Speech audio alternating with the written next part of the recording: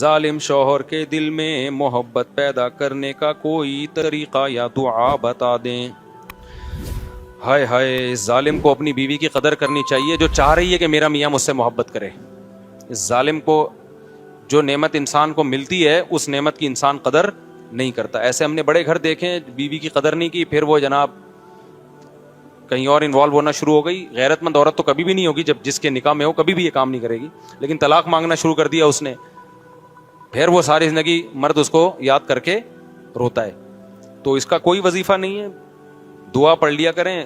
ایک وہ سورہ فرقان میں ہے نا، ربنا ہب لنا من ازواجنا وذریاتنا قرۃ اعین واجعلنا للمتقین اماما، یہ دعا پڑھنی چاہیے، عورت کو بھی مرد کو بھی پڑھنی چاہیے۔ اس میں یہی ہے کہ اللہ ہمارے زوج کو ہماری آنکھوں کی ٹھنڈک بنا دے۔ تو زوج کا لفظ عربی میں شوہر پہ بھی آتا ہے اور عورت کے لیے بھی آتا ہے۔ تو اللہ تعالیٰ اس کو ہدایت دے بھائی۔